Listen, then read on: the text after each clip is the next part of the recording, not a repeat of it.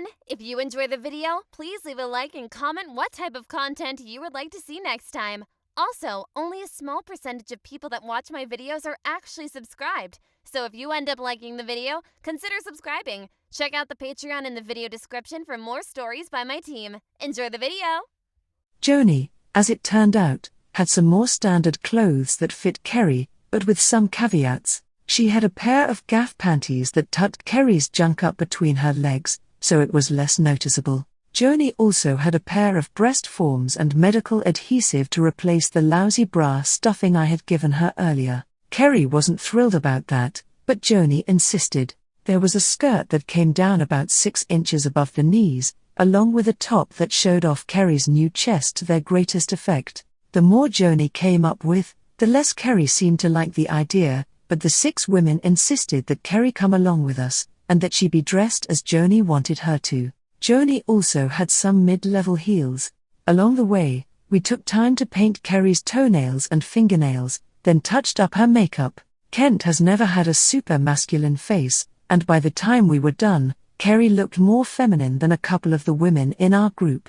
Once the nail polish had dried and we had Kerry fully dressed for a night out, we took off for some fun. For some reason, Joni took a particular liking to Kerry, bought her a couple of drinks, flirted with her, and danced with her. Kerry was almost numb by this point, at least until we found ourselves joined by a group of guys who asked several of us to dance, including Kerry. Kerry turned and whispered to me, "I don't really want to dance with some guy." "Relax, it's not like you're going to go home with him. It's just a dance or two, enjoy it." We made it clear that Kerry wasn't much into guys, but would dance a bit. "We'll see if we can't warm this cute little lady up a bit." The guy took Kerry out and began to fast dance with her. Kerry started out very stiff, but after a little bit began to relax into the dances. After a few fast dances, a slow number came on. Kerry tried to excuse herself, but the guy grabbed her and pulled her close. Kerry looked very pained, but between the alcohol and everything else, relaxed into the dance, at least until the guy began to rub Kerry's bottom. It was pretty obvious that Kerry wanted to get away, but the guy was about 6 feet 3 inches and 240 pounds, and he was holding her pretty firmly. At the end of the dance, he gave Kerry a long kiss, as Kerry squirmed. I have to get back to my friends." "What's the rush, cutie?" "It's, that time of the month, and I need to get a tampon, before I embarrass myself." "That's too bad, baby. Maybe we can get together some other time. I'd really like to get a lot closer to you." The guy gave Kerry another kiss, then patted her on the bottom as she headed back to where we were hanging out. Kerry told me what she'd told the guy and I grabbed my purse and took Kerry to the women's restroom. We spent a few minutes in there, as Kerry tried to regain her composure. "I want to go home, back to your place, I mean. You, Joni, and I can go back, and let the other women stay and have some fun." We had taken 2 cars, so it worked out pretty well. I drove, as Joni sat in the back seat with Kerry, stroked her head, and began to kiss her. Now, I knew Joni preferred women, and she knew what Kerry had down below, but Kerry looked cute enough that I guess Joni didn't really care. By the time we got to my place, Joni and Kerry were making out pretty good. After what we'd already put Kerry through, she was ready for something with a woman. Joni was quite ready to have Kerry please her. Joni and I had been lovers a few times, though I prefer men, and she mostly wants to be with women. Then again, Kerry looked exactly like what she wanted. They spent some time kissing, before Joni took off her top and her bra and had Kerry begin to kiss her chest. The 2 lovers had an amazing night. In the morning, Joni and Kerry were in the kitchen, both in long t-shirts and panties. Joni was talking to Kerry and giving her hell. Kerry had her back to me and didn't know I was listening. "I thought you needed a job." "I do need a job, but, you have a car, but how long before they repossess that too?" "Maybe 2 months. Do you have any idea what the job market is like in this area? I know there's tech companies that don't need what you do." "Yeah, but the wages you're talking about aren't that great. But it's a job, and money, and a chance to hang on to something until you can be and do what you want. But only if I work as Kerry. You're going to be living here as Kerry anyhow." I didn't think I'd have to be Kerry 24 hours a day. You telling me you didn't enjoy what we did last night? I want to be a guy some of the time anyhow. You're a guy when you get the action that you got last night. But not any other time. Kerry was surprised when I spoke up. Get used to it, girl. Joni was being nice, sharing herself with you. I don't have to share my apartment with you.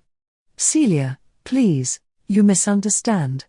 I turned to Joni. So you know where Kerry can find a job?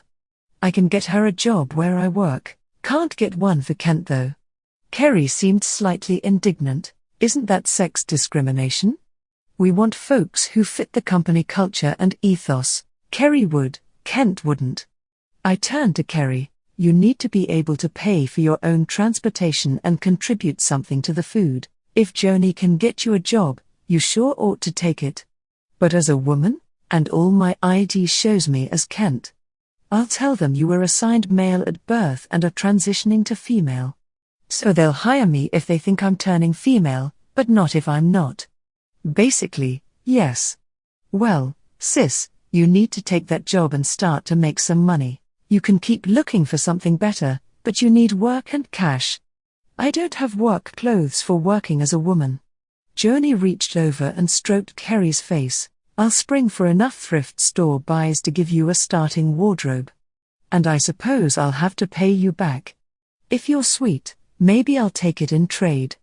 Joni leaned over and kissed Kerry, who kissed her back with no hesitation.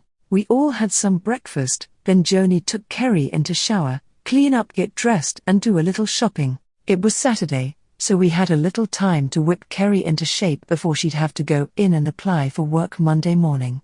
Joni spent some time trying to teach Kerry how to do her own makeup.